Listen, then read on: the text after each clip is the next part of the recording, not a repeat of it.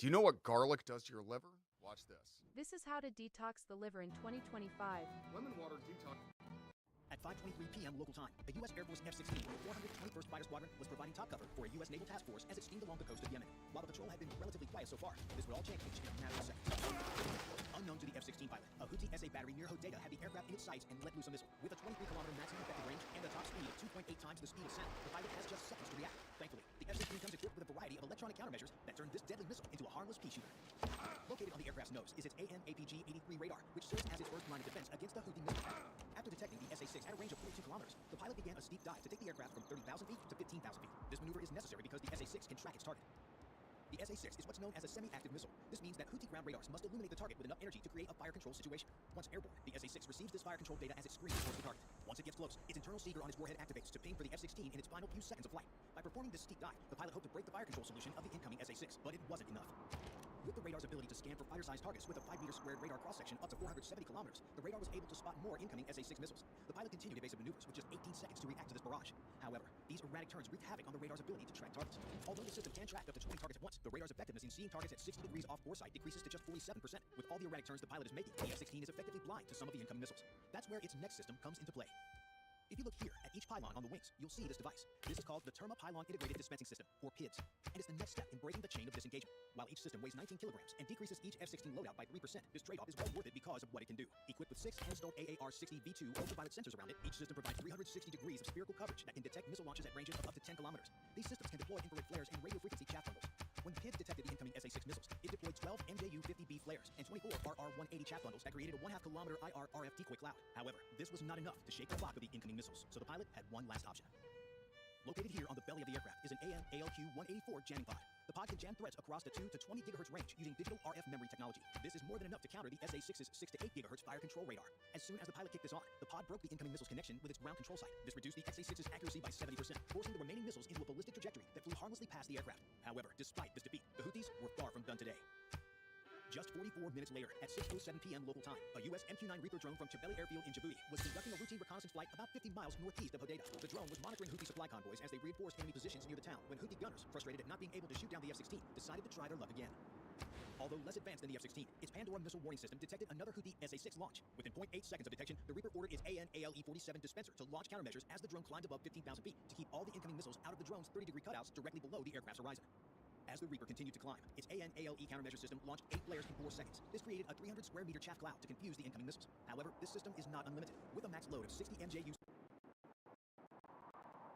The United States has had enough. It believes it's spending too much on defending countries thousands of miles away from its borders, and it's about time it all stopped. That money should go to defending America at home, which can only mean one thing: a complete withdrawal from NATO. We'll be explaining what happens next on today's episode of the Infographic Show as we explore NATO's fate without the U.S. day by day. Day 1. It's a move that's been a year in the making. The United States triggered Article 13 of the NATO Treaty by providing a notice of denunciation to the rest of the group's members. Ironically, the U.S. gave that notice to itself per Article 13 before disseminating the information to NATO's 31 other members. It was huge news at the time, but the process was slow enough to give Europe's leaders hope. Maybe the U.S. presidents would change their mind over the course of a year. They would see how valuable NATO was both to America's defense and to its ability to project power and influence over the rest of the world. After all, wasn't America the only nation to have ever triggered Article 5 of the NATO Treaty, asking others to come to its aid in the wake of the September 11th, 2001 attacks on its territory? Surely that had to count for something. Unfortunately for the rest of NATO, the U.S. doesn't change its mind. The one-year denunciation period ends, and the U.S. starts actively preparing for withdrawal from NATO. That starts with the military bases America has dotted around Europe. Alarm bells are ringing in the commands of those military bases. There are dozens of those bases being hosted by America's former NATO comrades: Germany, Poland. Work today is broken. We're all working in too many disconnected apps, and it's killing team productivity. But for the first time, there's a platform that fixes it by combining everything you need: projects, chat, and knowledge in one place. It's all powered by the world's most complete work AI, so you can find answers from anywhere. The UK, Belgium, Norway, Spain, and Portugal are all home to U.S. military personnel. All told, there are over 40 bases spanning from Greenland, which is owned by NATO member Denmark, and Turkey's border with Russia. They all start shutting down. Day 2. The shutdown is moving faster than anybody could have anticipated, and it all starts with the withdrawal of the 20,000 soldiers the U.S. sent to the smaller NATO member states bordering Russia and Belarus. Those 20,000 U.S. soldiers, who are primarily stationed in the Baltic states of Lithuania, Estonia, and Latvia, along with Poland and Romania, don't all leave at once. It takes time to complete a full withdrawal, but they're on their way out. Elsewhere in Europe, similar withdrawals are starting at other U.S. military bases. Germany starts losing many of the 39,000 American personnel it has stationed in its country. Hundreds of the 10,000 American soldiers in the UK are packed into ships and planes as they head back home. Italy's 13,000 U.S. troops are also leaving. It'll take several months for the U.S. pull its forces out entirely, but by the time it's done, Europe's NATO members will have lost between 75,000 and 105,000 soldiers from the U.S. Army, Navy, and Air Force. But there is one bright spot for Europe's NATO members. The American soldiers may be going back home, but they're leaving behind billions of dollars of infrastructure. The U.S. can't exactly pack up its bases and send them back home, and it spent heavily on its European NATO bases. In 2022 alone, America poured $3.8 billion into its European Deterrence Initiative Fund, followed by $4.2 billion a year later. Most of that money went to building airfields, storage facilities, and training complexes, all of which the U.S. leaves behind. Sure, the storage facilities are gradually emptied of America's weapons in the coming months, but they're all on land that Europe owns, and the U.S. can't justify or execute the demolition of the infrastructure it spent so long building. But at least the U.S. is saving some money. It paid 66% of the $2.5 billion annual cost of using and supplying those bases, with its allies covering the other 34%. Those NATO allies now have to cover 100% of the cost, with the U.S. saving itself about $1.65 billion per year, a drop in the ocean for a country that spends over $840 billion on defense annually. Day 10. The withdrawal is well underway, and the leaders of Europe's NATO members are panicking. They had a year to prepare for what was coming, but they still weren't ready. That's pretty typical of Europe. The European Union, or EU, often finds itself mired in debates. With so much crossover between EU and NATO members, there's been a whole lot of talking about what to do when the U.S. withdraws, and not enough action. On day 10 of America's NATO withdrawal, more talking comes. European leaders, including France's president and the UK's prime minister and Germany's chancellor, convene in Brussels to discuss what happens next. Some of those leaders have plans. Germany, for instance, is already readying itself to take control of the bases the U.S. is deserting. The same goes for the UK and Italy. All of these countries talk about the changes they're making to their militaries so they can make use of the infrastructure the U.S. is leaving behind. But arguments are already starting. The Baltic states are especially concerned. With the loss of the 20,000 soldiers the U.S. primarily stationed in those three countries, they're all severely weakened. Combined, Lithuania, Estonia, and Latvia only have around 48,000 soldiers. It's a solid combined force, but it is nowhere near strong enough to deal with the 1.3 million plus soldiers that Russia could flood those nations with. The Baltic states tell NATO's European leaders that they are the vanguard for NATO. They're the first line of defense against the biggest threat NATO faces, and they are severely underpowered. They need more troops and equipment now. But as is so often the case in Europe, there are no immediate commitments. The UK, France, and Germany all promise soldiers to the Baltics, but they don't say how many or when those soldiers will arrive. They need to protect themselves first, which means building up their own militaries before they look further afield. The meeting is tense. Divisions are already starting to form as America's protective umbrella is pulled away from NATO's European members, and all the while, Russia is salivating the prospect of taking on this new version of NATO, but that can't happen yet. But in the coming months, we'll start to see Russia make some interesting moves that further weaken NATO in Europe. Day 14. NATO's European members are hit with another blow. America's nuclear weapons are leaving along with its troops. NATO's nuclear sharing program hasn't disappeared, but the largest contributor to that program has. The U.S. stationed nuclear weapons in 5 NATO nations before it withdrew: Belgium, Italy, Germany, Turkey, and the Netherlands. Over the next few months, those nukes are taken back home, removing the nuclear blanket that has so long protected Europe. That's not to say that the remaining NATO members are completely without nuclear weapons. The UK has 225 nukes, with France bringing 290 to NATO. Germany in particular is keen to become the new home of some of those nuclear weapons. It has a good argument. Germany is closer to Russia than either France or the UK. It seems like a natural choice for stationing, but it's also clear that NATO's nuclear threat has been significantly reduced. Even looking beyond the 100 American nuclear weapons the U.S. removes from its European NATO bases, the simple fact is that NATO without the U.S. is a long way behind Russia in the nuclear warhead game. Moscow's stockpile stands at just under 5,600 nukes. That's more than enough to devastate all of European NATO multiple times over if war broke out. America has over 5,200 nukes that, with France and the UK, previously put NATO's stockpile just above Russia's. Now NATO has only around a tenth of the nuclear weapons Russia has. The UK also has a problem with its Trident nuclear missiles. Though technically independent, those warheads rely heavily on American technology and infrastructure, along with U.S. cooperation in testing and maintenance. All of that is gone, with the UK forced into negotiating expensive contracts with the U.S. to ensure Trident remains usable as a nuclear deterrent. These types of logistical problems start to cause issues in the coming weeks. For now, France and the UK are figuring out what to do on the nuclear front. Negotiations are ongoing with Germany, though all three countries agree stationing nuclear weapons in Berlin is best for all involved. The UK and France are also quietly talking about teaming up to build more nukes. Nothing's been said to the remaining NATO members yet. Neither country wants to antagonize a Russia that's already gloating and throwing nuclear threats around at the remains of NATO.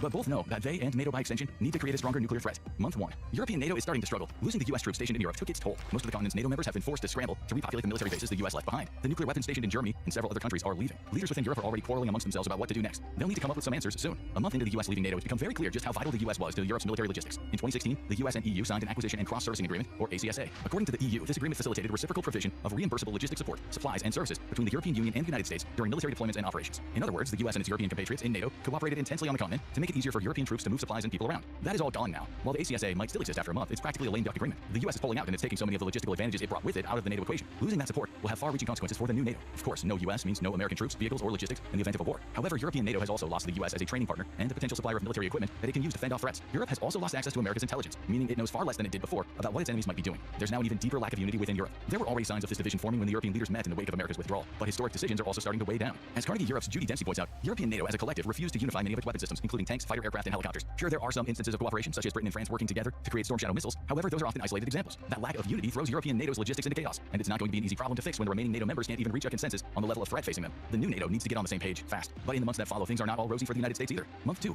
The immediate mood upon the US's withdrawal from NATO was celebratory, at least in some quarters of the country, but problems are starting to form. For so long, the US was the glue that kept the NATO alliance together. The existence of NATO also led to the US being the main deterrent against the Soviet Union during the Cold War, along with being a key player in NATO's campaigns in the Balkans. The US also spearheaded the provision of military aid to Ukraine during its war with Russia, both directly and by selling weapon systems to allies that were later sent to Ukraine. Through NATO, the US has spent decades building geopolitical influence through its alliances with other NATO members. It was all a part of America's free world policies. For the 75 years or so of its NATO membership, the US was able to lead the Western world in following a rule-based system that enabled America to project power. Democracies all over the world used the US as their standard bearer, their gold standard. Through its alliances, the US was able to support international institutions, bolster trade, and open up markets for itself. By the second month of its withdrawal from NATO, America is quickly learning what happens when it turns its back on that approach. On the power projection front, America has lost one of its most important forward presences. It's no longer a direct threat to Russia via the bases it maintained in Europe. The US has also catastrophically damaged its relationships with the remaining members of NATO. All European countries trusted America to be the binding force and the main power projector that keeps threats like Russia at bay. That trust is now broken, and the US is starting to feel the sting. Of course, the US can fend for itself. It has oceans on either side of it, the Atlantic and the Pacific, that protect it against China and Russia. The country also produces enough oil to meet its own energy needs. For instance, 2020 saw America produce 18.4 million barrels of oil daily, at a time when its population needed 18.12 million. The US is also fine on the food front. In 2010 alone, its agricultural sector produced enough food to offer 4,000 calories per day per person, more than enough to feed its population. But none of that changes the fact that trade trade in oil, food, and in so many other commodities is vital to the U.S. Trade between the U.S. and EU, the latter of which includes many of NATO's European members, totaled $975.9 billion in 2024, with the U.S. importing $605.8 billion of goods from Europe during that year. Trade with the UK, a NATO member that isn't part of the EU, amounted to almost $380 billion.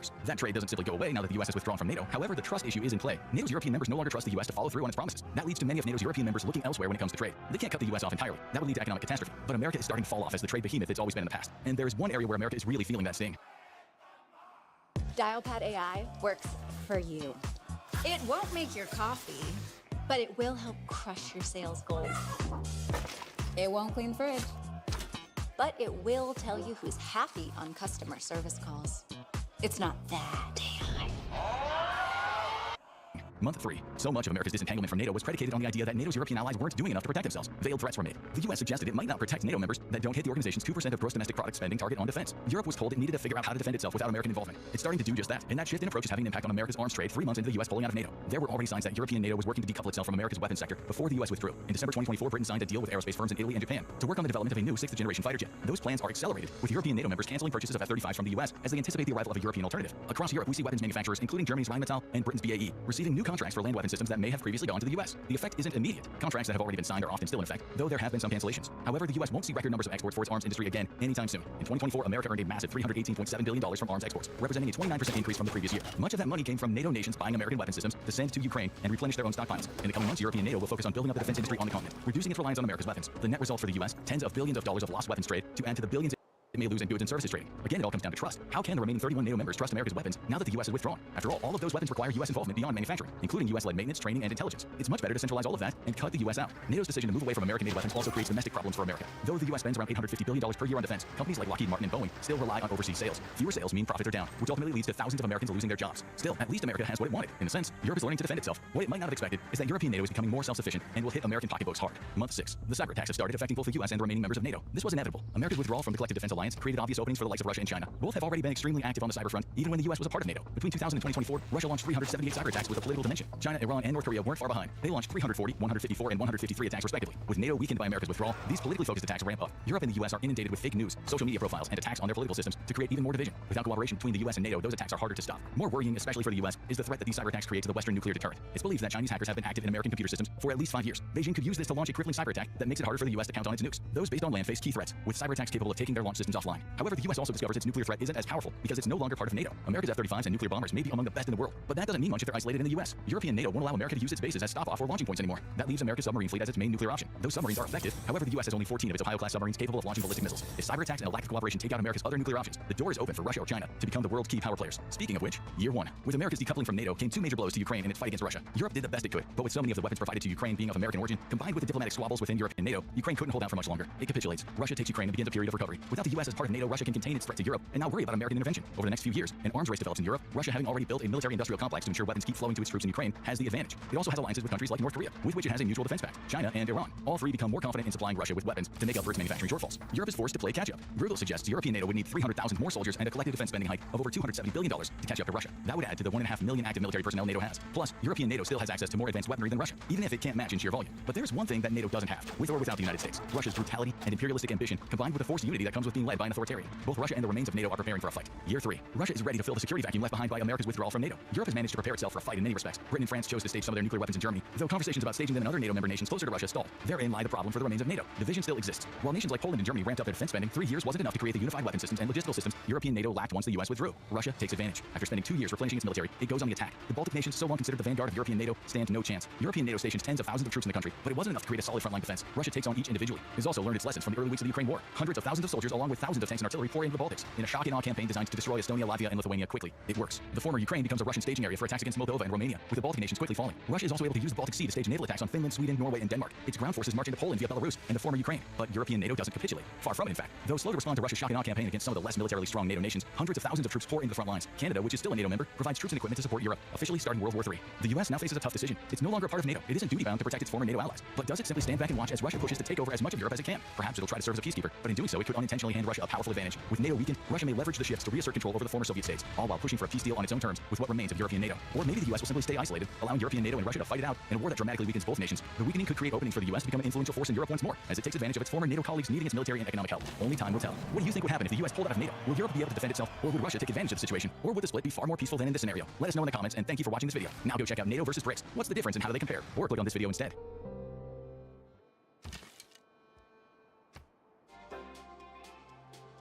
Spin, roll, hit, and play your way to jackpot.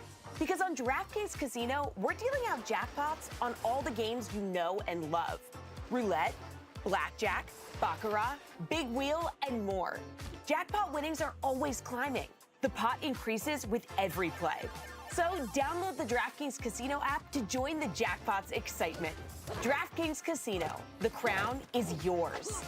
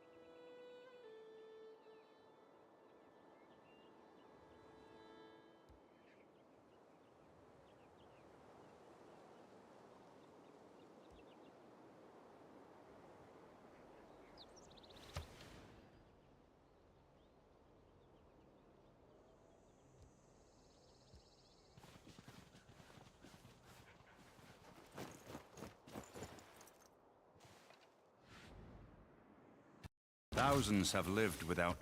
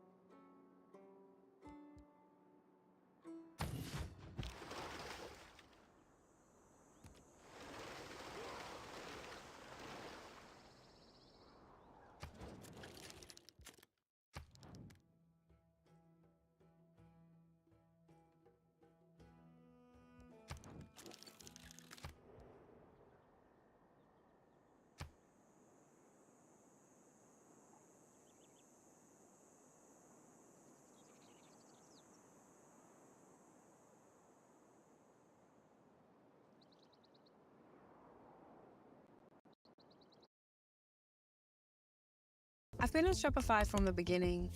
The platform is just never a worry. Like, I have so many worries, but the platform is never one. Everything is just super easy to connect and link. They really know what we need.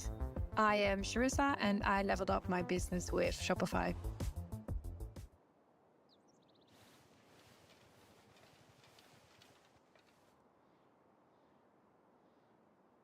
If you hate constantly being swarmed by ads, you need to download Pi. It's a free Chrome extension that blocks ads on all your favorite sites. It even blocks ads that you didn't even know were ads. Imagine being able to scroll and stream completely uninterrupted. And that's not even the best part. If you opt in, Pi will give you cashback rewards for ads that you do see. And if you're still not convinced, just ask the thousands of users who love Pi. So if you're tired of constant ads, check out Pi today.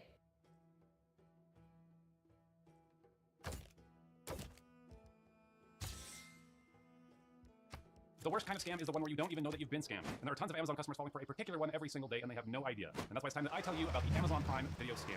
I want to thank Privacy.com for sponsoring this video and helping you take care of your online payments. But first, I'm going to tell you about how this scam works, and then I'm going to call out these scammers myself. But I became aware of this scam when I went to set up Prime Video on my new TV. And whether you've got a smart TV or you're setting up something like a Roku or a Fire Stick, you'll know that the first thing that happens is Amazon will generate a 6-digit code on the TV and tell you to visit Amazon.com/myTV to activate it. And what normally happens is you would go to Amazon site, log into your Prime account, enter the code, and then you're good to go. But what if you typed in the URL incorrectly? What if instead you did what millions of people do every single day and just did a Google search for Amazon My TV? Or you forget the dot in the URL and you just enter Amazon.com/myTV.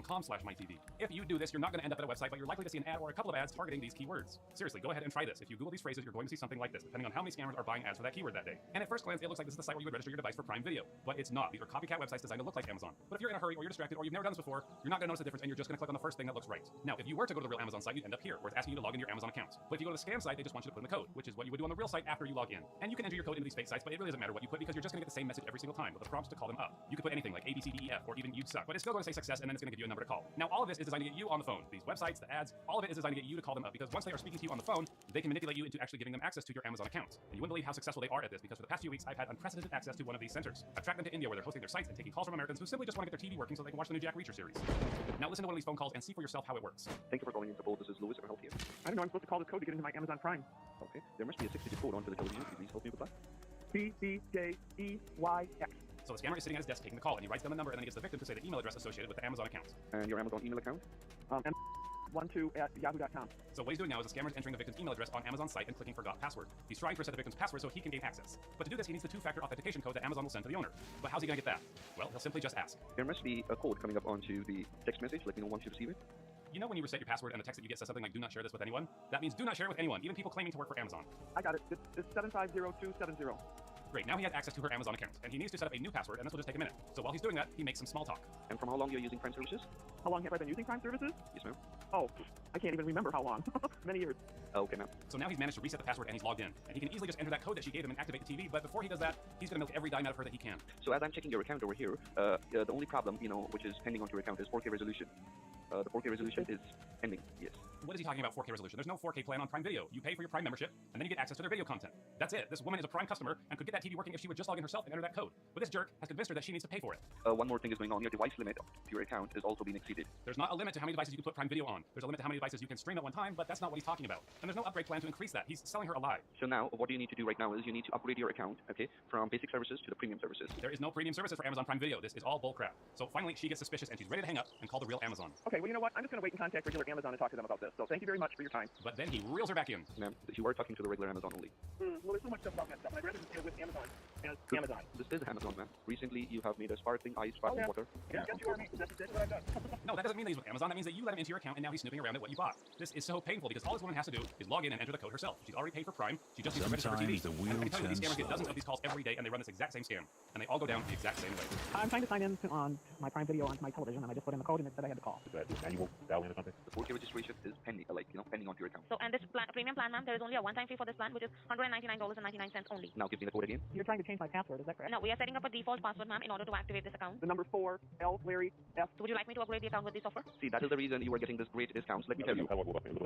So once the scammers convince their victims that they need to pay up to get their TV working, they send them an invoice. And depending on how many years they want this premium service, they'll charge them anywhere from $50 to $300. Do you see option says pay now? And let me know once your payment is done. So this money isn't going to Amazon, it's going straight into the scammer's bank account. And once the scammer has the money, they simply just enter the code that they were given and the TV is up and running. Yeah, here it is. Introducing Prime Video profiles. Yep, we got them. It's working now? We're good. Okay. All of that just to activate a TV that you could have done on your own with a couple of clicks. Now, these aren't huge dollar numbers, but if a scammer can get half $1 dozen calls that day. That's a couple $1,000s a week with virtually no overhead other than the Google ads that they're buying. That's a lot of money in India. And it's a lot of money to pay for someone to just push a couple of buttons for you. I tried to text a couple of these victims to let them know that they've fallen for a scam, but they always seem more suspicious of me than they were of these scammers. Why am I always the bad guy? So instead of trying to convince these people to file chargebacks with their banks, I thought that I'd just call up the scammers themselves and try to slow them down. So I'm going to pretend that I'm an actual customer trying to get my Prime Video working. And I set up a fake account under the name of Steve Jensen. Then I call up the number, and I'm immediately connected to their lead guy, Lewis. We're calling Interpol. This is Lewis at Alfie. Hi Lewis. I got a phone number that I was supposed to call you to activate my TV. Okay. Yeah, have your first and last name, sir? My first name is Steve. Steve. My last name is Jensen. Okay, and since I already know how the scam goes, I'm ready to complete the first step, and that's to get him a code for my TV. And the code which you can see on the TV? The code is CQ4366. Okay, just wait a moment. But now he needs to log into my account. Could you please help me with the email account situated with Amazon Prime? Yeah, it's Steve Jensen 8679. That's what I use to log into Amazon. That's what you need, right? Right, sir. You must have received an OTP onto this email account. Let me know once you receive it. What is that? Okay, so soon enough, I get an OTP, a one-time password in my email, along with a nice little warning about how you shouldn't share this code with anyone, including the Amazon customer service team. Funny how people always miss this part of the email. But he asked nicely, so I just go ahead and I give it to him. 121052. Soon I get a second email from Amazon warning me that someone has signed into my account on a Windows desktop in New Jersey. Funny how people also miss that. But I know that these guys are in India, not New Jersey, so he must be using a VPN, which is pretty clever. But I'm even more clever. But when he's in my new account, he notices that I'm not even signed up for Amazon Prime. And you haven't subscribed with Prime yet. Okay, maybe I'm not as clever as I thought. He can't register my TV if there's not an active Prime account. So for me to get to the next step in this scam, I actually have to go sign up for Prime Video. And apparently Lewis can't do it for me because he's not a real Amazon employee, remember? Now, I am a Prime member on my personal Amazon account, but not on this fake account. And I don't really feel comfortable having my actual credit card tied to this fake account that I'm about to give a scammer access to, so I'm going to sign up for Prime Video using a virtual number from privacy.com, today's sponsor. They've got a great way for you to generate virtual numbers that will act as your card, and these are totally unique numbers that mask your banking information. You just need to set up a funding source for the card, but privacy will control who can charge the card, for exactly how much, and how often the card can be run. So it's not just a safe way to make purchases online, especially if you're dealing with scammers like I am. It's a great way to manage your finances. Like right now, I'm signing up for this monthly Prime Video membership, and I know that I only need it for a day, but to make sure I don't forget and get charged a second time, I'm setting up this card so that it's a single-use card that will close immediately after it's run. Privacy will help you take control of your payments and monitor your spending more easily. I really think that you should try it out and see what you think. And Privacy will give you $5 when you sign up with my link at privacy.com/pleasantgreen. It's not a trick, it's free money just to let you try it out, and I think that you're gonna love it. So go to privacy.com/pleasantgreen today. So now Steve Jensen is an Amazon Prime member, and he's also ready to have some fun with these scammers. Except this time, when I call back, I'm connected to an Alice Grace. Thank you for calling support. This is Alice. How may I help you today? Okay, so now we're back to square one, I guess. Yes, sir. I will surely help you. You will be getting some code on the screen. Yes, there's a code on the screen. Give me the code, sir. Okay, the code is BDS3BF. So I give her the number, and soon I get my email with a two-factor authentication code, which I give her against Amazon's own warning. 597068. And soon she's into my account because I get the second email alerting me that someone has signed into my account. But this time they're not in New Jersey. They're in... Create content for people and search engines with SEMrush SEO Writing Assistant. Get your copy SEO ready. Strike the right tone. Ensure unique plagiarism-free text. And it's a perfect tag. Get SEMrush to create content that ranks.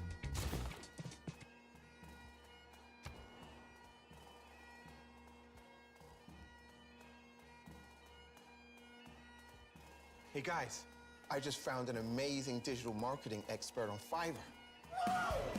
The company had its most effective campaign yet. That's a rookie mistake, Alice. You forgot to turn on your VPN. Now, anybody who's paying attention will know that you're operating out of India. But now she can see that I'm a Prime member, and she can easily register my TV with a single click. But here comes the bullcrap sales pitch. And for that, we need to upgrade your account registration, device registration, so we can access the videos on them, on your TVs and other devices too, okay? Okay. So Alice texts me a link to the PayPal invoice, and the scammers are using the Prime logo to make it seem legit. But it's not. And by the way, if Amazon wants to charge me for something, they have my credit card on file. They don't need to send me a PayPal invoice. But they're not Amazon, remember? They're scammers. Where are you guys based out of?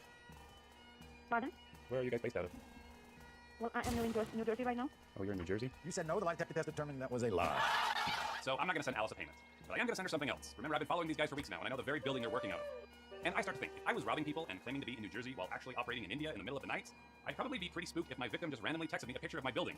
So that's what I did. I responded to Alice's text with a picture of the exterior of her building. I just sent you a text message. Could you look at it?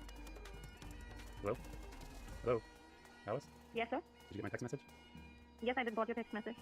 Did you see what it was? Yes, you sent some of the photographs. What do you mean by that? Isn't that where you're working? No. But you're in India, right? Absolutely not, sir. No, actually, I think that you are. No problem, that's your fine. If you need any help, you can call us back. You have a great day. Whoa, where'd you go, Alice? You didn't even fix my TV. Also, why did you tell me to call back with questions if you're just going to disconnect the number? So I tried calling the other number I had. Thank you for calling Interpol. This is Lewis. I can help you. Hi, can I talk to your boss? Okay. May I take a message? Is he available? No, sir. I just wanted to know if he wanted to respond, if he had a comment, or how he wanted to respond to people saying that he's scamming people. Does he feel good knowing that he scams people for a living? No, sir. Do you feel good knowing that you scam people for a living? Are you in Jalandhar? No. You're not really with Amazon, are you? Can I get a message for you? My message is just, I think that you should maybe find a different way to make money rather than scamming people. Well, we haven't taken any money from anybody. Well, you took some money from a woman named Karen yesterday, $350. The Where are you? You're in the poets United have States? been mysterious. No, you're not. You're in India. I can track your IP address. You know that, right? Right. So just don't lie to me anymore, okay? Because I know that this is a scam. Well, you have a good day, Lewis, if that is your real name. Yes, that's it. All right, have a good one. No more scamming, okay? Or else I'm gonna give the police a call. Sure, no problem. All right, have a good one. Good to talk to you. So eventually I did what I could, and I submitted the PayPal account over to the PayPal authorities, hoping that they'll take action and flag the accounts. I don't know what came about with that, but I do know that things are a little bit more quiet over there these days. I'm always watching you scammers, so how about you just knock it off? Karma's coming for you eventually. And to everybody else, thanks for checking out this video. Every time we uncover one of these scams, these guys are forced to change their methods, and that's why we gotta keep talking about this stuff. This was interesting, and I hope you share it with your friends, and do the right thing by subscribing. Can't wait to tell you more about these scams, so come on back, and I will see you next time.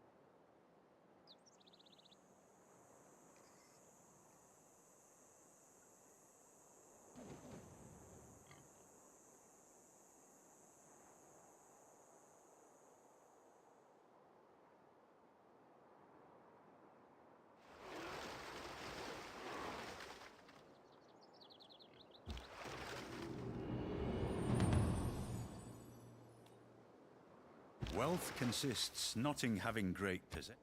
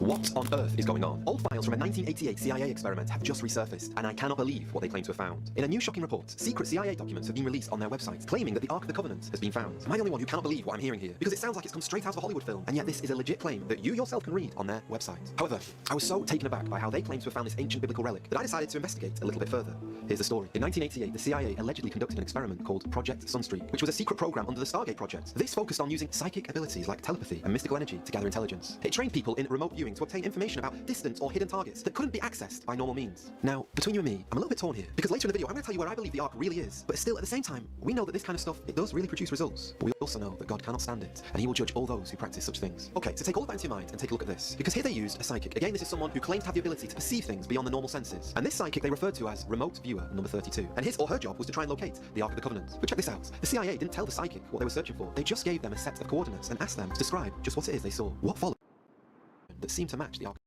in the Bible. According to the declassified CIA documents, Remote Viewer number 32 described the object as a container fashioned of wood, gold and silver, decorated with a 6-winged angel. What goes through your mind when you hear that? Well, the psychic also said it was hidden in an underground, dark and wet location, somewhere in the Middle East, and the buildings that were nearby had domed roofs. Now, let's just pause here for a minute, because I know exactly what some of you are thinking. Why is this information being released now? Is it because they needed a huge news story to distract everyone from another big story? Or is it because of the next piece of information I'm going to share with you shows that everything's just getting a little end-timesy? Listen to this. The Remote Viewer said, the purpose of the target is to bring people together.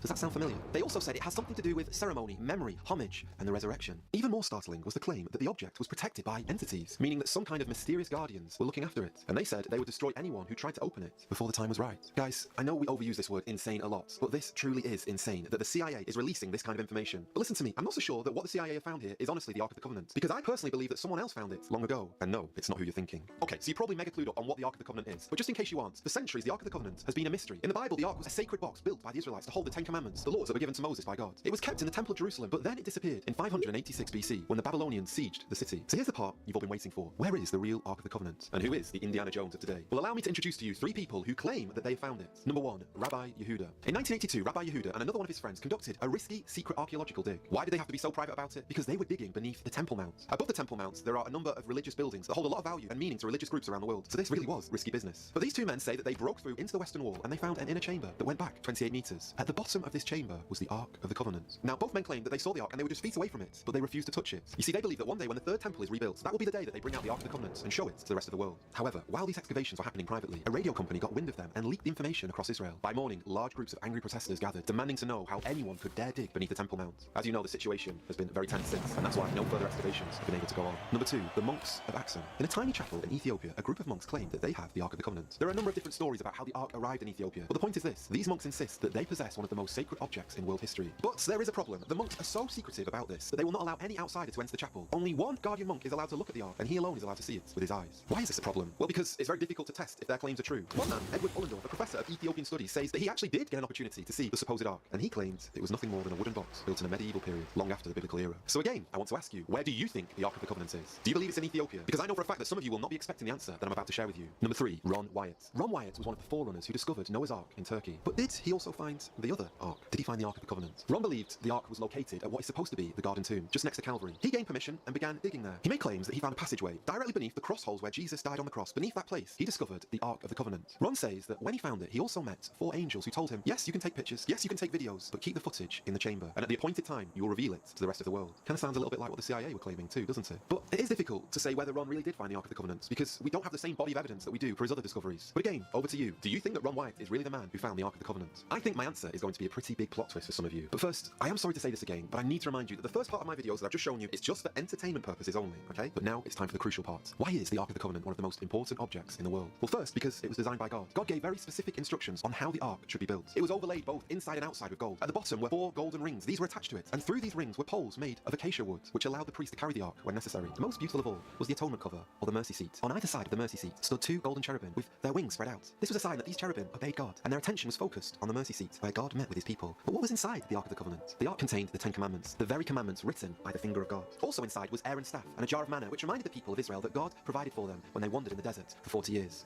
But why was the Ark so precious? Well, if I could sum up the Bible, all 31,000 verses in just one word, what word would I choose?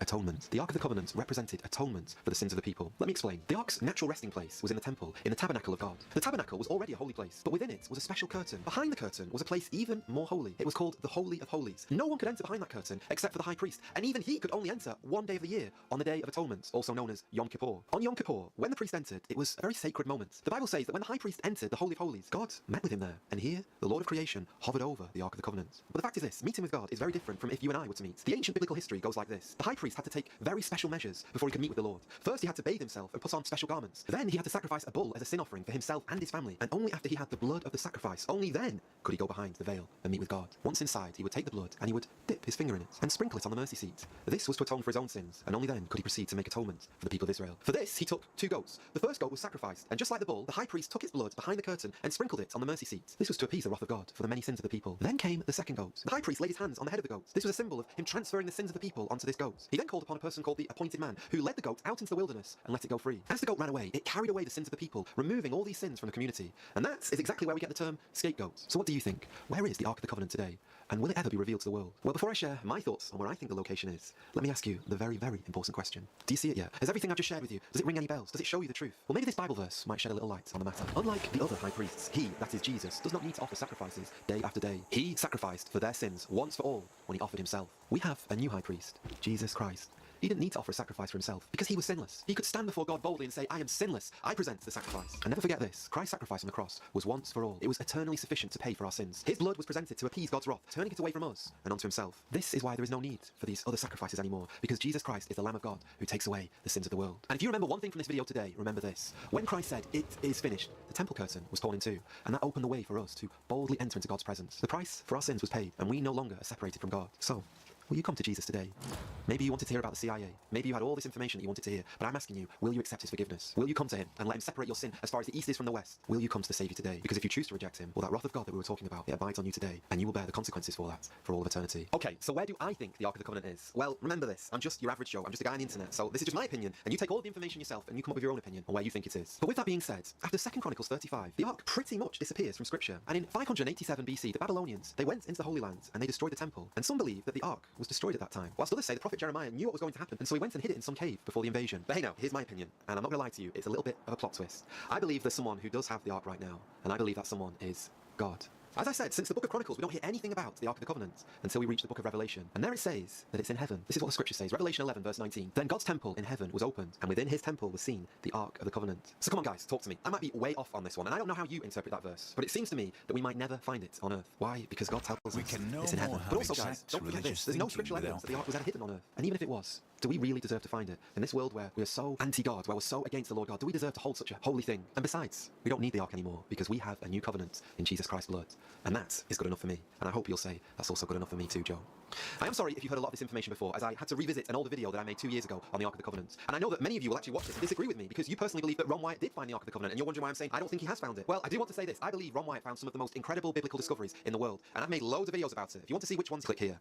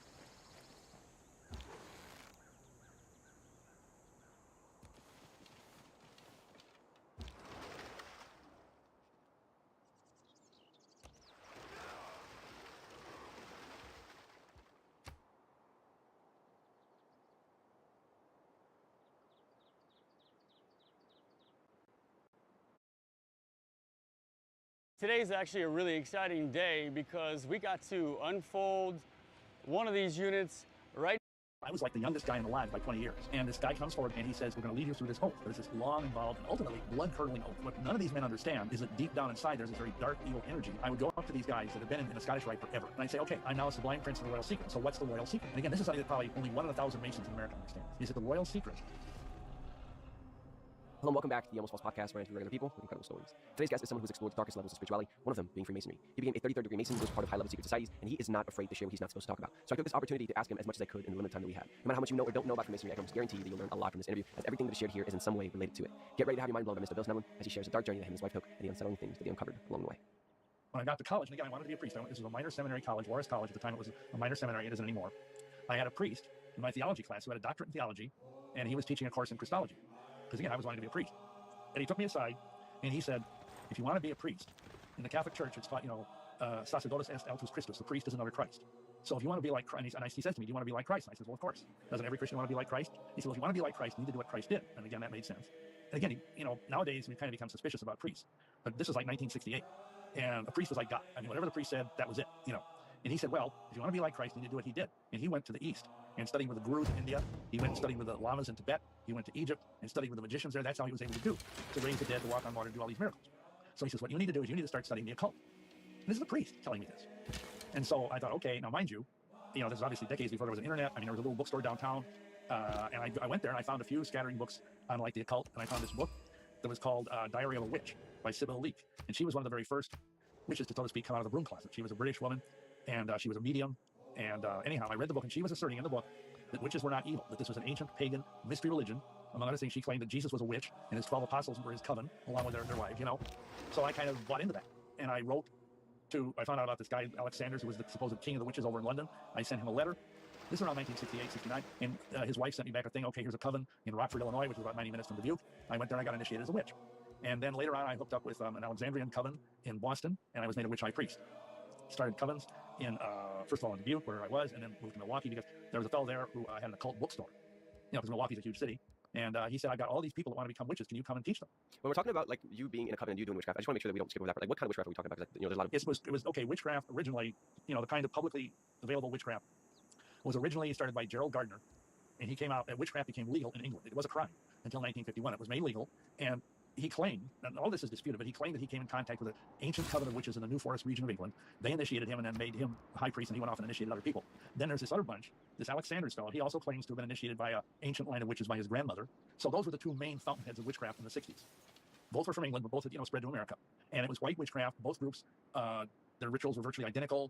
And but the Alexandrian group that I was in was more into ceremonial magic, which is like kind of, if you know, in like Protestantism, they have the distinction between high church and low church.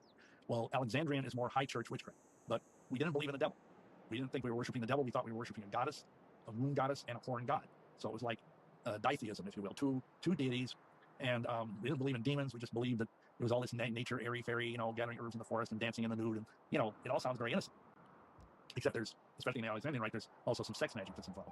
So does that kind of answer your question? Yes, thank you for clarifying. I just wanted to make sure that we got that covered. So actually, let's go back to the occult bookstore that you were talking about, and let's pick up the story from there.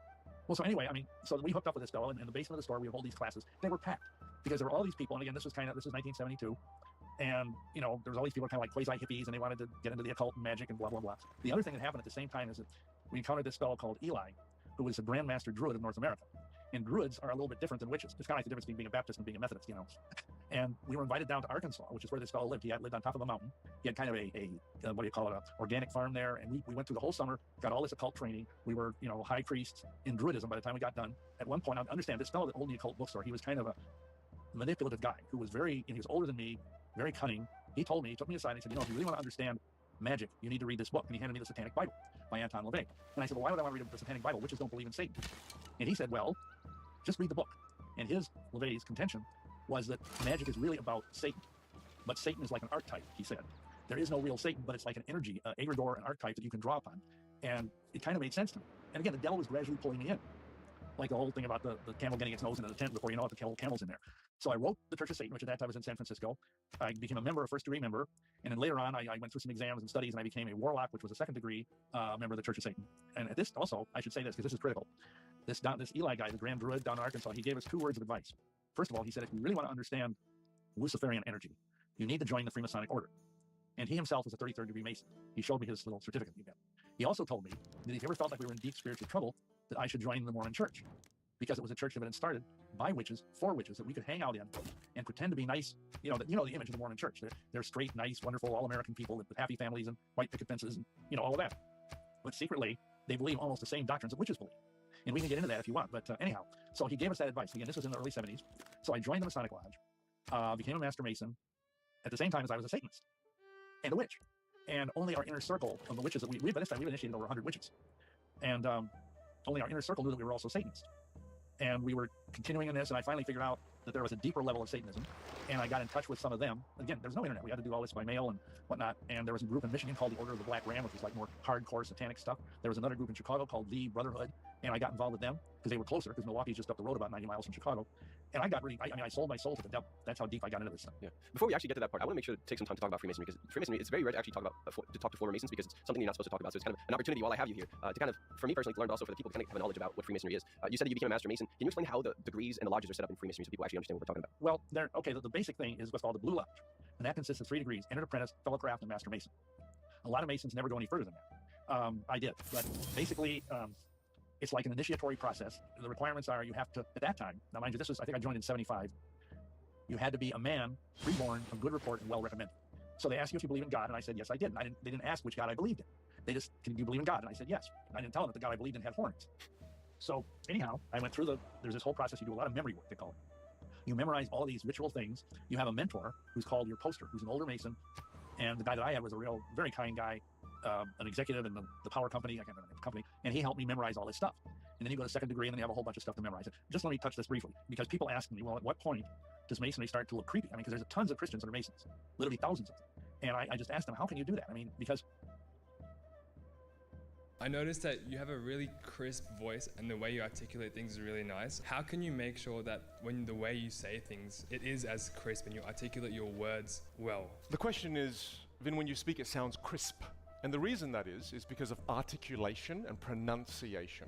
So I had to go to a speech pathologist when I was young to learn how to pronounce words correctly, because I wasn't doing it well. And we do this in Australia. When you start out as a Mason, they make you come to the lodge, they make you take off all your clothes except your undies. They put you in this like jammies. They're like, they're like pajamas. They're like, typically the one knee is bare and one breast is bare, your left breast, and I think your right knee. And you're blindfolded. You have a cable around your neck. It's like a velvet, they call it a cable toe. It's like a velvet blue rope. And you're tied up. And you're led to the door of the lodge. And you've got a guy leading you, because of course you're blindfolded. He knocks on the door, and somebody this is all ritualized. And the guy on the other side says, who comes here? And your guy who's guiding you, who's a lodge officer, he says, Mr. We Bill have Snell, obtained who is the one greater in knowledge darkness. in the art Excuse of me, and how building seeks to be brought to light. static fortifications. You see the rights and benefits of the worshipful lodge. I You don't elected God as all, underrate the members have value done of before. military knowledge. And I asked Mr. Christian, Mr. Pastor, Mr. Elder, because there's, like it used to be, still is, it used to be 40% of the pastors in the Southern Baptist Convention were Freemasons. And how can you say that you're in darkness when you have Jesus in your heart? You see what I'm saying? Yeah, yeah. And then, that's not it. You go into the lodge, you're led around, like they call it circumambulation. You walk around the lodge. They have these officers, a junior warden, a senior warden at the different, things of the compass. And in the east is the worshipful master, who's like the big cheese. Then you're made to kneel at this altar. Again, you're still blindfolded. And you're made to understand it. You're putting your hands on this huge, it's like a pulpit Bible, big King James Bible. And this guy comes forward, this worshipful master, and he says, we're going to lead you through this oath. And I'm not going to go through the whole oath, it'll take like 5 minutes, but it's this long, involved, and ultimately blood-curdling oath.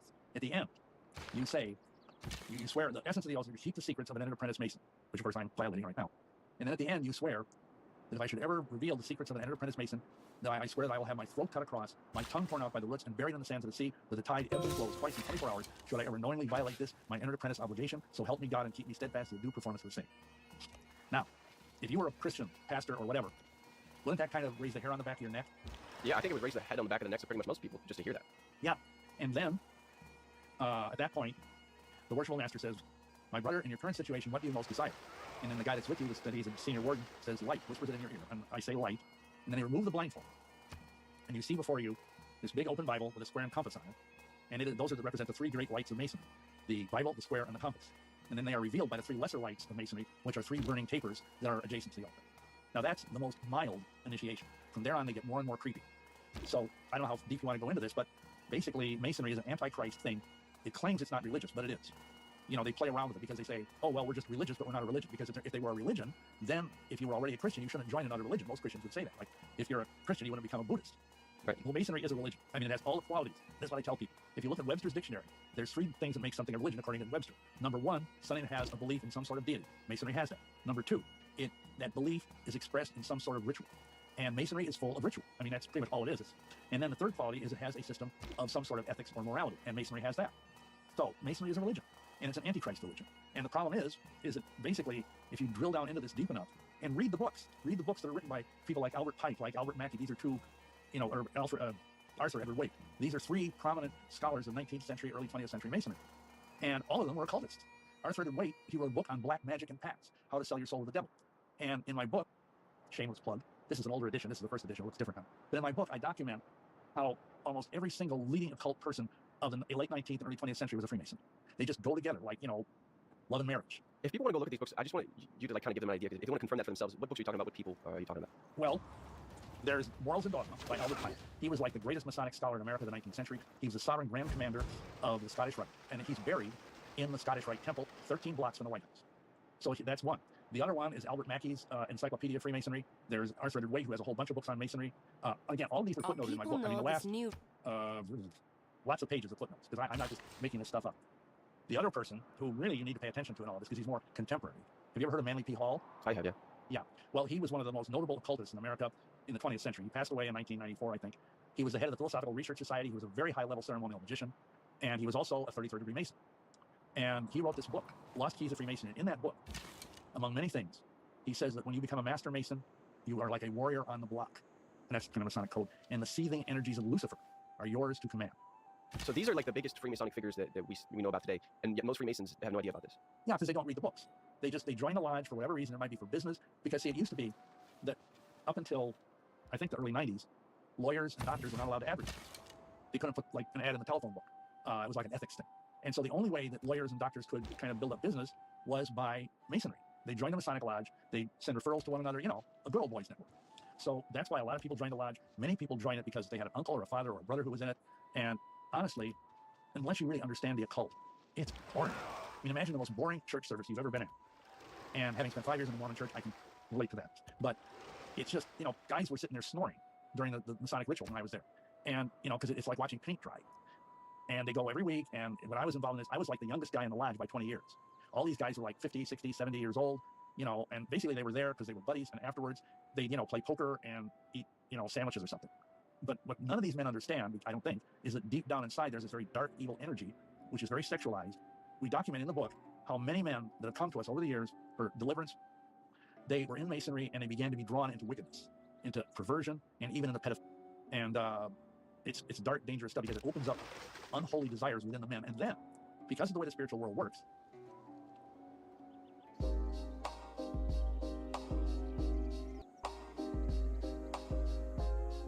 Hi, I'm Nicole DeVries. I'm the creative director and principal interior designer of Maison Blonde. We've partnered with Richcraft Homes on their Canada Lakes community, and we've designed and showcased 3 of their spacious townhomes that feature a main level, finished basement, and second floor. The Cobalt model mixes fun shapes and patterns for a more modern, eclectic design style. Right off the bat, the powder room brings in a fun but moody vibe with its floral wallpaper, chalk cabinetry, and dark quartz counters. And we finished the space with oil red bronze, lighting, and plumbing fixtures. We've styled the dining room to demonstrate how perfect it is for gathering and for hosting parties. We have a curved linear pendant as well as a curved dining table that match the curvature of the wicker armchairs. We styled the table for a dinner party and finished off the space with an oversized piece of artwork. We've designed the kitchen to be a clean white backdrop to the rest of the eclectic shapes and patterns we have throughout the home. We've chosen white cabinetry with a shaker door profile and finished it with quartz counters that also continue up the backsplash. The kitchen features cafe appliances and Delta plumbing fixtures from the Trinsic line. We've chosen timeless pendant lights with gold link chains and have accented the space with various decor from Maison Blonde. The living room exudes the eclectic design concept for this home. We have a fun bubble sofa, and we've played with a mixture of textures like mohair, wool, and even rattan we have on our light fixture. We've styled the space with glossy nesting tables, a large textured piece of art, and various patterns and florals on our throw pillows. Moving into the upstairs bathroom, we've chosen a fun patterned floor tile that still has a very timeless feel and paired it with the green horizontal stack wall tile. We have dark stormy colored cabinetry finished with a light quartz and oil rubbed bronze plumbing fixtures. We have polished nickel hardware and a polished nickel wall sconce, and finish off the space with a soft linen shower curtain. In the primary bedroom, we have a velvet bed with a curved footboard. We've used more traditional styled side tables and paired them with playful table lamps. We have a block print pattern on our quilt and custom throw pillows to finish off the bed. In the primary ensuite, we've chosen a fun penny tile floor that we've paired with more simple but glossy stacked wall tiles in the shower. We have a dark stormy colored cabinetry with a beaded door style, and we finished it off with a light colored quartz counter. We have polished nickel hardware and wall sconces and have paired it with a playful scallop-shaped mirror. Overall, we had a lot of fun mixing design styles and textures to create a really energetic space as the perfect backdrop for various lifestyles in Canada Lakes.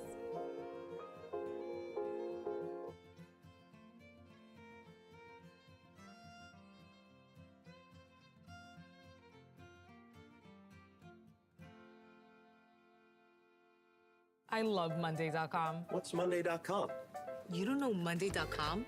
This is Monday.com. It's a platform that helps us run our work, collaborate with other departments, understand our business, and reach our goals. So, project management. No, work management. Any type of work, any kind of business at every scale. Marketing, sales, ops, HR, retail, media, manufacturing, anything work related. But setting up a new software takes forever. Actually, it's so simple and intuitive, you can onboard an entire company in a blink of an eye. You have an answer for everything, huh? So how do I get Monday.com? Just go to Monday.com. Oh, that makes sense.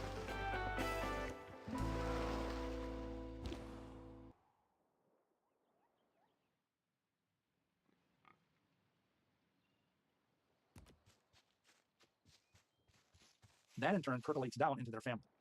And it affects the wife, who may or may not be involved, because there's a women's order of Masonry called the Order of the Eastern Star, whose symbol is a satanic pentagram, by the way.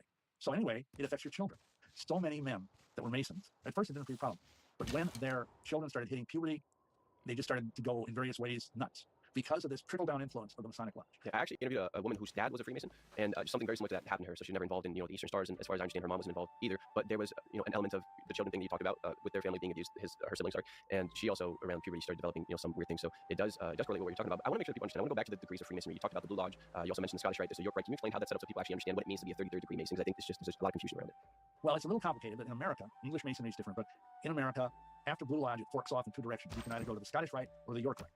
The York Rite has 7 degrees. The Scottish Rite has 29 degrees. When I was a Master Mason, I was told, because at that time, believe it or not, I was going to the seminary to become an old Catholic priest. And some of my brother Masons knew that. I said, well, the York Rite is the Christian path, so to speak. So why don't you go up that thing first? So I did. And the top of the York Rite is what is called the Knights Templar degree. Now, in the Scottish Rite, you have these 29 degrees, but some of them are really creepy.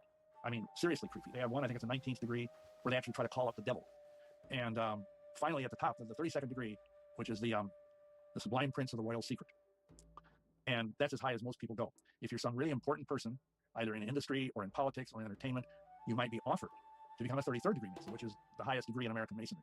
And many people, presidents, actors, people like, Roy Rogers, Harry Truman, all kinds of celebrities, Burl Ives, they're 33rd, or were all deceased now, 33rd degree Masons, Gene Autry, many of these people.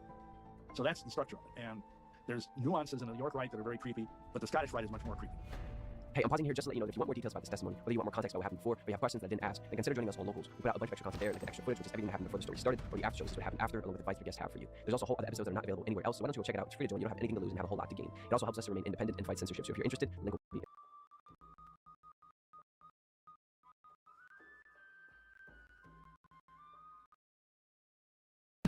Are you on job? Are you on the job? Are you on the job? Are you on the job? Get on the car and show you. You show me the job. Yeah, better make it go. Love you. I just lost all my money on Black Pearl scratch card from London in Loughborough. because the shopkeeper knows where the winning scratch cards are going to be, and when he sees the winning one, he takes it out and he puts it on the counter to keep it for himself. Can't park there, mate. Hey pal, any chance of a fucking push over, please pal? It's a Fag Lane Park. Fag Lane Park, Bailey, lad, you're not smoking it. Nah, lad, you're not. Hey, stop, yeah. Laffy, listen to me, brother. Hit the park gates, lad. Are you on job? Are you on the job?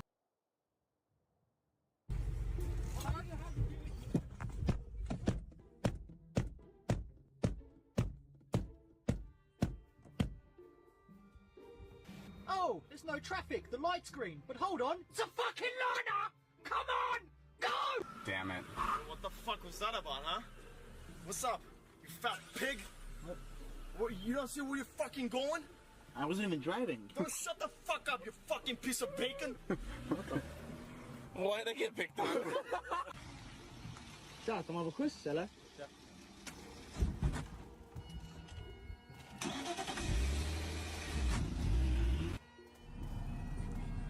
What the fuck is wrong with you? Get in your car, dude. Get in your car! I'm in my car. That's fair. That's fair. Can you get in your car? No. Will you call the cops? Yeah.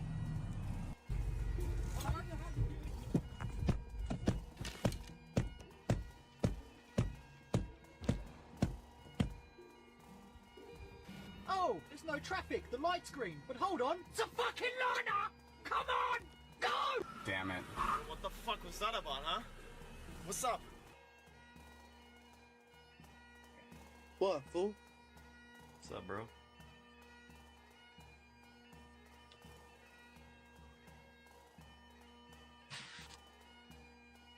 What the fuck? What? I ain't saying that. What, fool? What's up, bro?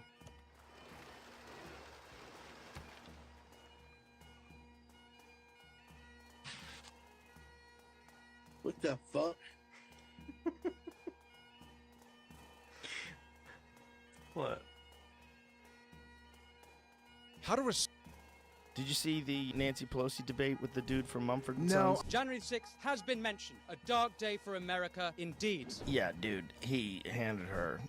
And I'm sure Congresswoman Pelosi will agree that the entire month of June 2020, when the federal courthouse in Portland, Oregon was under siege and under insurrection by radical progressives, those too were dark days for America. But it is not like what happened on January 6th, which was an insurrection incited by the President of the United States. Well, I can't believe Nancy Pelosi actually did an Oxford-style debate. That just seems ridiculous. Who told her that was a good idea? You may be thinking now that Trump is a populist. He didn't accept the 2020 elections, and he should have. So should Hillary in 2016, so should Brussels, and so too should Congresswoman Pelosi. I don't know. I mean, I guess she thought Winston is just like this musician. Instead of saying the 2016 election was, quote, hijacked. Quote, hijacked. It was.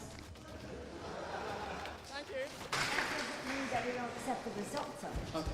Isn't he a banjo player? Did you see the Nancy Pelosi debate with the dude from Mumford and No. Sons? January 6th has been mentioned. A dark day for America indeed. Yeah, dude, he handed her. And I'm sure Congresswoman Pelosi will agree that the entire month of June 2020, when the federal courthouse in Portland, Oregon was under siege and under insurrection. Jesus made mistakes. Jesus forgot. Hold on, wait. He made mistakes. He forgot things. What did he forget? Eli, lama sabachthani. My Lord, why have you forsaken me? Wait. When he was supposedly on the cross, where did it say that he forgot that? What did he forget? Because supposedly he doesn't know. If he's God, supposedly, according to you, he's supposed to know his divine mission, right? And he's but yet on the cross, he's looking up to the sky, saying, Eli, lama sabachthani, which translates from the Aramaic, like, my God, why have you forsaken me? So why would God think that God forsaken him? That's interesting. It just shows he forgot his divine mission. The cornerstone of Christianity. It's funny that you say that. In this verse, it shows that Jesus forgot his divine mission when he's quoting a psalm that points to his divine mission. Where does my God, where have you forsaken me? Where does that come from? Tell me. Psalm 22. Eli, lama sabachthani. Yeah, that's literally. Now, here's how to wet form a leather sheath. First off, on our knife, we need to apply some oil. Next, we need to wrap it in plastic wrap. Set that aside. Now we got to heat up some water to loosen up that leather. Now we're going to transfer that to our main source of water here. Now we can. Jesus made mistakes. Jesus what forgot. Did he make? Hold on. This is the second longest train journey in the entire world, and down at the end of this hall is the room where we're going to be spending the next 96 hours. This is Prestige Class. It is the nicest room that you can book on the train. This wraparound sofa faces this huge window, and at night, this wall actually pulls down and becomes a bed. There's also a TV, a little closet where you can hang your clothes, and best of all, your own private bathroom with a private shower. But even though this room is super nice, let me show you where we spend most of the day hanging out. All the drinks at this bar are included for Prestige Class passengers. Then at the very back of the train, there's this beautiful lounge area, but the best part is up these stairs. These take you to the observation deck, and there's a glass dome that actually sticks up above the rest of the train, so you get a top-down view of the entire journey. Also, if you're curious, this train is called the Canadian by Via Rail, and it runs between Vancouver and Toronto. This is the second longest train journey in the entire world, and down at the end of this hall is the room where we're going to be spending the next 96 hours. This is Prestige Class. It is the nicest room that you can book on the train. This wraparound sofa faces this huge window, and at night, this wall actually pulls down and becomes a bed. There's also a TV, a little closet where you can hang your clothes, and best of all, your own private bathroom with a private shower. But even though this room is super nice, let me show you where we spend most of the day hanging out. All the drinks at this bar are included for Prestige Class passengers. Then at the very back of the train, there's this beautiful lounge area, but the best part is up these stairs. These take you to the observation deck, and there's a glass dome that actually sticks up above the rest of the train. So some footage. Comedy is legal again in America? Rolls-Royce tried to... It's so deep that it makes you wonder, is there enough time in 4 years to unravel this stuff? That $330 million. This climate activist doesn't know how to react when Senator Mullen confronts her with reality. You want to end all plastic manufacturing? I said the plastics industry must be stopped. That's easy to say, but what's the... No Star Wars No questions. Star Wars questions? I can't. Okay, all right, yeah, no problem. I think we have, okay, yeah, we have a gentleman right there.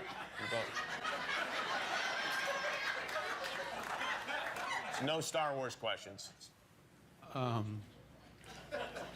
Do you like being in movies?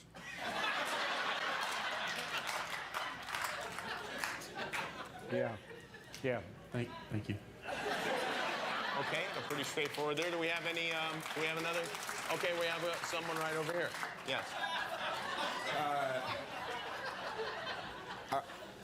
Are you hungry? Are you hungry? No, not really. Do we have, Thank you. Okay, thank you. No Star Wars No questions. Star Wars questions.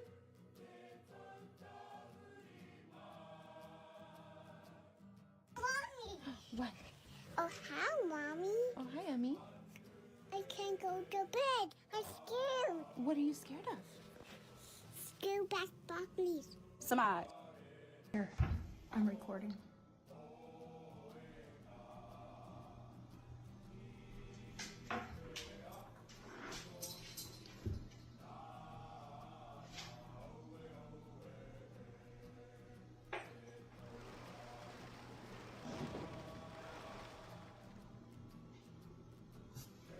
See, he sees it.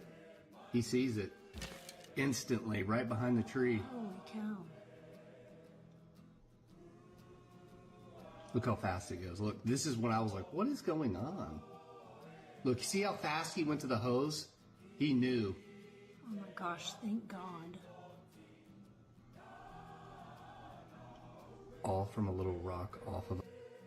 Ranking Satisfying Instant Karma Part 8.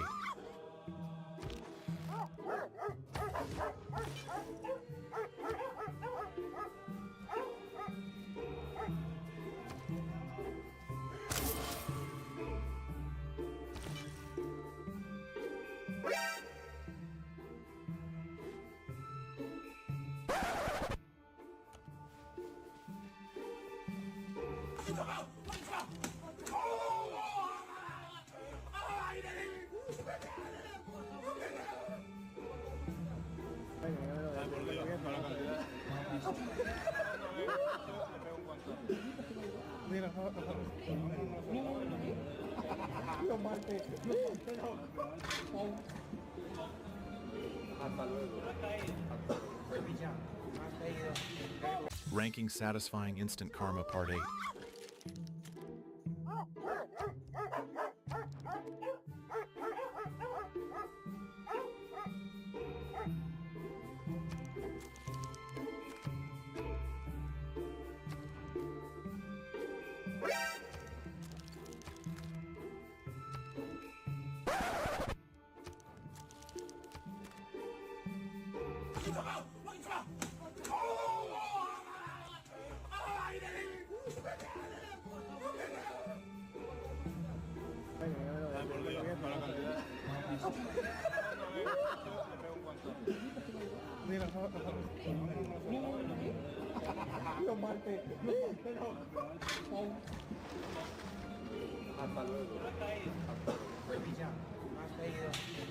Ranking Satisfying Instant Karma Part 8.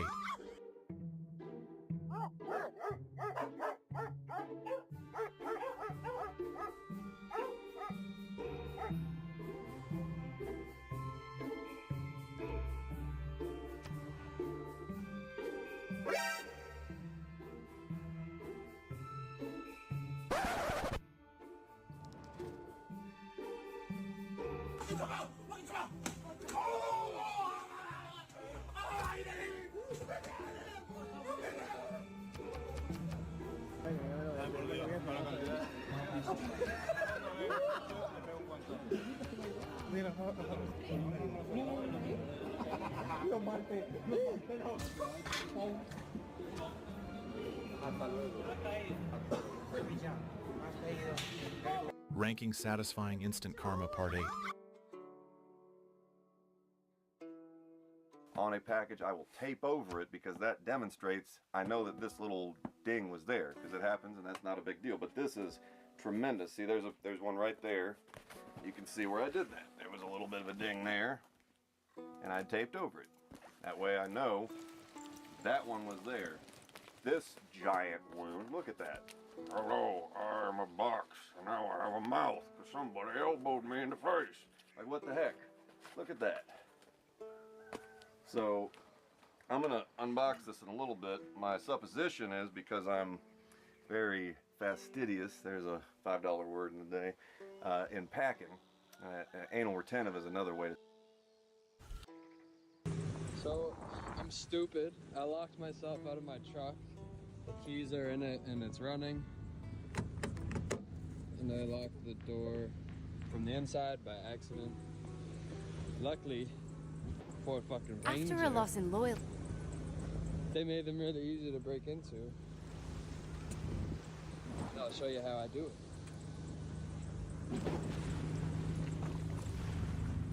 See that? It's locked. Should be up. If it's up, I can get it. See that handle?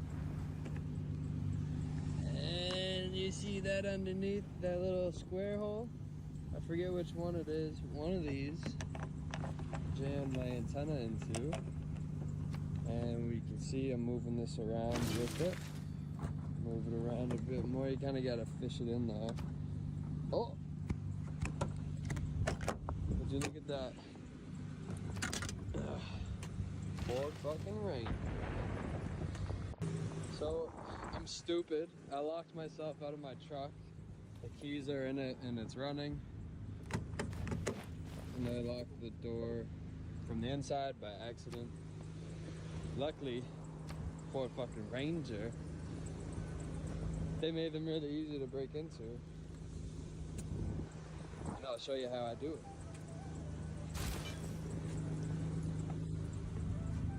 See that? It's locked. Should be up. If it's up, I can get it. See that handle? And you see that underneath that little square hole? I forget which one it is. One of these jam my antenna into. And we can see I'm moving this around with it. Move it around a bit more. You kind of got to fish it in there. Oh! Would you look at that? Ford fucking Ranger. So, I'm stupid. I locked myself out of my truck. The keys are in it and it's running.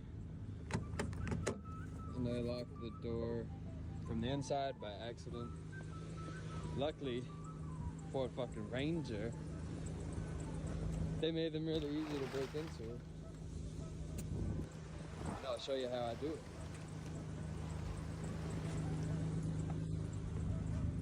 See that? It's locked. Should be up. If it's up, I can get it. See that handle? And you see that underneath that little square hole? I forget which one it is. One of these jam my antenna into. And we can see I'm moving this around with it. Move it around a bit more. You kind of got to fish it in there. Oh! Would you look at that? Ford fucking Ranger. So, I'm stupid. I locked myself out of my truck. The keys are in it and it's running. And I locked the door from the inside by accident. Luckily, Ford fucking Ranger, they made them really easy to break into. And I'll show you how I do it.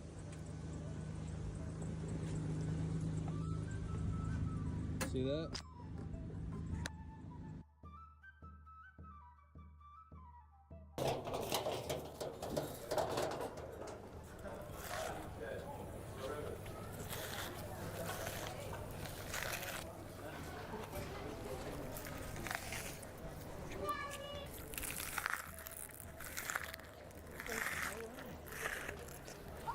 First of all, there's never a half-eaten onion in the trash. Second of all, who would take it out of the trash and eat it? Third, who would eat a freaking onion? This lady's like, look at him, why is he eating onion? And the guy looks up, he's like, it's good for you.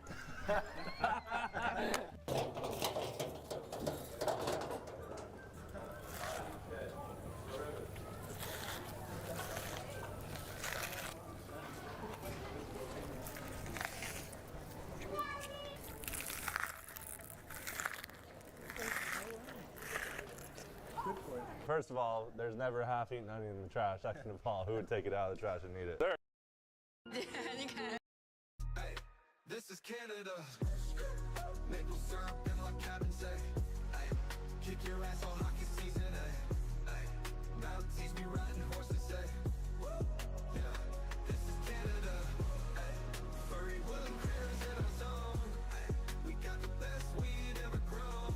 Hey, hey, this is Canada. Maple syrup. Look at me! No, sir! Why are you still looking at me? No, sir! No, sir! Look at the ground! Yes, sir! Cannot find time for recreation. Yes, sir! Look up! Yes, sir! Look at your own face!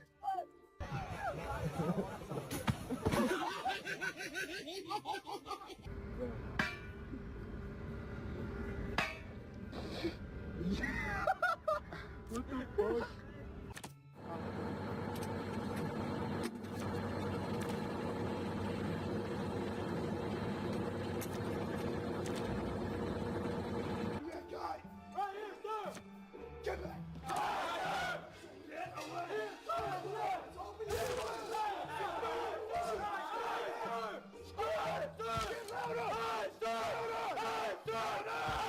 Look at me! No, sir! Why are you still looking at me? No, sir! No, sir! Look at the ground! Yes, sir! Hey, look up! Yes, sir! Look at the ground! Yes, sir! Look up! Yes, sir! Look at your own face!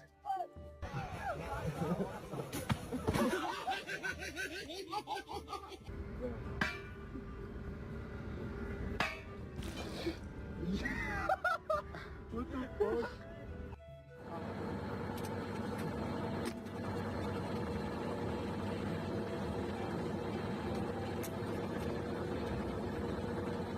That guy! Right here, sir! Get back!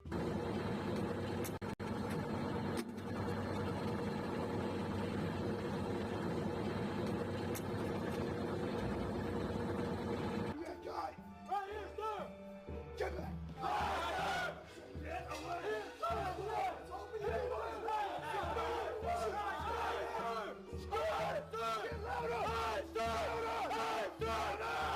Look at me! No, sir! Why are you still looking at me? No, sir, no, sir! Look at the ground! Yes, sir! Hey, look up! Yes, sir! Look at the ground! Yes, sir! Look up! Yes, sir! Look at your own face!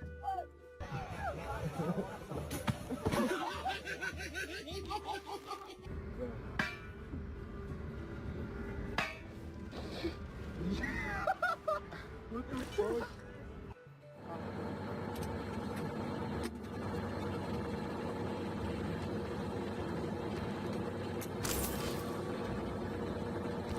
That guy! Right here, sir! Get back! Get away!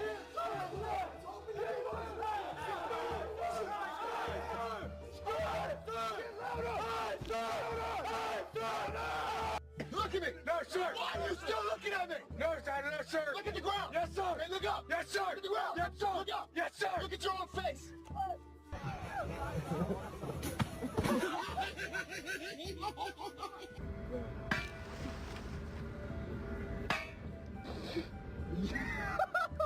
What the fuck?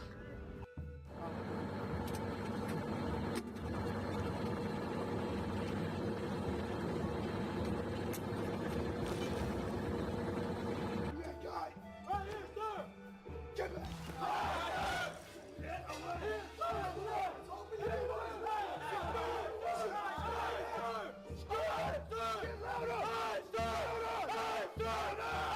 Look at me! No, sir! Why are you still looking at me? No, sir, no, sir! Look at the ground! Yes, sir! Hey, look up! Yes, sir! Look at the ground! Yes, sir! Look up! Yes, sir! Look at your own face!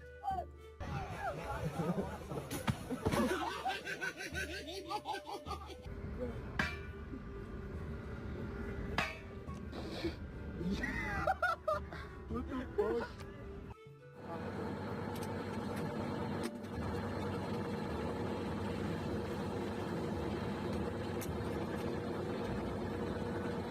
That guy!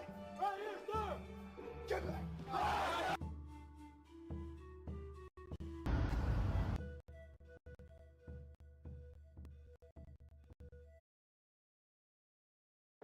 Just vodka, soda, lemon. Neutral. Refreshingly simple. Hey guys, Wyatt Claypool here. Since Canada's election kicked off, it's been remarkable to watch the differences in energy levels between Pierre Poilievre's Conservative Party and Mark Carney's Liberal Party. Now, I want to state it from the outset that a rally size doesn't necessarily mean that you're going to win the election. Just because you bring in 10 times more people to a rally than your opponent doesn't mean that more people are going to show up to vote for you. Politicians have their own styles. Some are rally guys, some are not rally guys. But I still have to say, my goodness, if Poilievre brings in 5,000 people, and Carney, who is the brand new prime minister with tons of media hype around him, can only bring in 500, that says something. It doesn't mean that Poilievre has 10 times more support than the general public, but it demonstrates that the Conservatives will show up. The Liberals might show up, and I actually think that Mark Carney's entire election strategy is to have a very short election, bore Canadians to death, have them not really pay attention too much, and have people who vote every election show up and just default vote Liberal. And it is now the Conservatives' job, it is Pierre Poilievre's job to excite Canadians, to propose policies that get people's attention, because Carney is hoping for low turnout. The Conservatives need high turnout. Change elections are always high turnout elections, so the rallies do matter, but they also need to be run on policies that get those who don't really care too much to suddenly be jarred into taking this election seriously and realize, my goodness, we are voting on two extremely different visions for the country. We have Mark Carney, the economic planner who wants the government to run our lives, and we have Pierre Poilievre and the Conservatives who actually want to cut taxes and let us succeed or fail on our own, be able to make our own fortunes, make our own luck out there in the world. And I think that is how they need to be playing it. Slash immigration, slash wasteful spending, slash taxes, rather than just offering slightly lower taxes than the Liberals. And I think that they actually have done that so far decently well, where Carney wants a 1% tax cut and Pierre Poilievre wants a 2.25% tax cut. Much better. That is something that people will actually decide their votes on, whereas O'Toole and Trudeau, that was a pathetic election in 2021, where there's almost no differences. But I want to cut to some of this rally footage in just a second here, and then I want to show you some of what the Liberals have been putting out to demonstrate my point that the Liberals are hoping that people are going to be comatose in this election. So guys, harass your neighbors to vote conservative, because the only way the liberals win is if people don't take this election seriously. But before I get into it, guys, if you like my coverage, make sure to like this video, subscribe to the channel, leave a comment. It really helps us out in the algorithms. I've been noticing you guys commenting way more. I always try and scroll through and read not only the top comments, but I always like to switch to newest comments and to see what people are saying, you know, even several hours after. The Lord made us all out. Guys. And now, without further ado, this is the rally that Poilievre just had in Surrey. I'm not sure if it was directly in Surrey city limits, but apparently they had to move it because they were planning on 3,000 people, and their registrations punched well past that, to the point where they had more than 5,000, and there was still a crowd of people waiting outside who couldn't get in. Look at this. Let me state the fact that this is such a big rally, the person filming can't even hear Poilievre because he's too far away from them. That is hilarious. This is kind of a difference in scale and tone to Mark Carney's campaign, which cannot attract live. Again, even when Carney brings in like 500 people to a rally, when you actually break it down, it's like, you know, maybe 100 of them are staffers and media and security, and past that point, you just get some like default liberals who think that they're thumbing their nose at Donald Trump by attending a Carney rally. Here's the two rallies put side by side last night. There's no sound, but you can even see the big media guys back here with their cameras and whatnot. There's not really much energy. I know the sound's off, but do you think there's a lot of energy in that room? It's not terrible. This looks like somebody running for maybe mayor of Lethbridge or mayor of, you know, Kingston. This doesn't look like somebody who's running for prime minister against Poilievre. Again, Carney can still easily win. If people show up and the ballot question in their mind is that, am I a proud Canadian standing up for Donald Trump? They may vote Liberal because it's the anti-Trump option. And that would be a very sad day in Canada, that we have people so unserious about the actual structural integrity of this country that they vote because maybe the orange man won't like how they voted, even though Trump has been basically endorsing Carney. Does he like Carney? Probably not. He's been endorsing him, though, because the man has the spine of Gumby. He's weak, he's malleable, and he thinks he can easily out-negotiate him, because that is Trump's responsibility as the president of the United States. He's trying to get the best deal for the American people that he can, and in theory, he gets a worse deal if your Republican conservatives get in, and they are going to cut their own taxes and regulations and make it so that there's tougher competition for the U.S. to take Canadian jobs, and vice versa. That Canada could actually start sucking jobs from the U.S. and Canada from, you know, better tax policies if Poilievre gets in. And so that's what I want. I want there to be robust competition between the U.S. and Canada. But Trump wants Carney because there isn't going to be robust competition because Carney sucks. I'm going to make another video later on, basically Trump saying, oh, I had a very productive phone call with Mark Carney, great guy, love him. I can't do a Trump impression, I'm sorry, but it is telling. I also want to jump over to some footage that even let's go to Poilievre's people. This is Poilievre walking out of his own rally after the rally because there were still people who couldn't see him. Thank you. Hold on, Mark. There was literally another parking lot full of people outside, waiting to see him hours after the event. And if you've ever been to a Poilievre event, maybe he can't do it these days because he got to keep going. Usually stays behind for a couple hours to shake people's hands. So these people have been out there, not able to listen to the rally, waiting for him to be done, waiting for him to meet and greet people, just so that they can meet and greet him outside. That is commitment. And I would urge you guys, if you want Poilievre to win, especially if you're in a swing riding, volunteer for your local conservative candidate. I know a lot of people are running around following conservative candidates and retweeting and liking what they say. The problem is social media, especially on X, can be a bit of a small, very partisan pool. So you're mostly only talking to people who either vehemently disagree with you or strongly agree with you. So make sure you get out to the doors and wake up a bunch of the people who don't know what this election is about and maybe at risk of thinking, I'm going to vote Carney because Trump doesn't like him. My goodness, Trump. Are you really the last person to find out about this skip ads forever button? This is Pi, and if it sounds familiar to you, it's probably because you've seen their ads everywhere, especially this one. Hey, if you're watching this YouTube video and someone with my name replies to your comment offering you a prize or money, it's not me, but I'll tell you who it is. So there's been a couple of guys pretending to be me on Facebook and Instagram who go around asking for donations to help people in Africa. And I just want to clear the air and say that this is not me. My official social media handles are right here. By the way, if anyone at Facebook wants to help me get Pleasant Green on Instagram, that would be very great because I miss the 2 E's. But anyway, I try to get these imposters banned as soon as I see them. And luckily, I haven't seen anybody doing this on YouTube yet. But this is a big problem right now. There are scammers who will create YouTube accounts that look identical to the channel that you're watching, and they'll try to get you to enter some contest or pay them or whatever. And this can really hurt creators. In fact, some big YouTubers have recently gotten notices from YouTube that their accounts are being shut down because they think that the channel is all spam. And this isn't cool. This can really cost creators their entire livelihood. So make sure that you look for the check mark to determine whether or not it's the real person. Anyway, I was recently contacted by SuperSaf, who has a way cool tech channel that you should definitely check out. But he's getting hit with scammers trying to fool his subscribers, and so he's been wanting to pull back the curtain and find out who they are and where they are and how this whole operation works. And that's when he reached out to me and asked if I wanted to investigate. And I said, of course I do. So I went on over to his channel where there are some imposters informing his subscribers that they are winners and they need to contact him on WhatsApp to claim their prize. Now, I have no idea how many of them will actually do this, but I sure as heck will. So I sent the scammer a text and I said, hello, SuperSaf. I was told I am the winner. And he said, congratulations, on which of our videos did you win? And I told him that it was one of SuperSaf's. He said, your name, please. I said, my name is Ben. Okay, Ben, can I have your username, please? I said, I don't know, this is all I got. And I sent him one of the comments from SuperSaf's channel. Congratulations, you were among our shortlisted winners on free iPhone. You won. Hey, lucky me, I'm a winner. So the guy goes on to ask me for some personal information so he can get my prize ready for shipping. He then says, okay, your package is ready and ready for shipping. And I'm like, I don't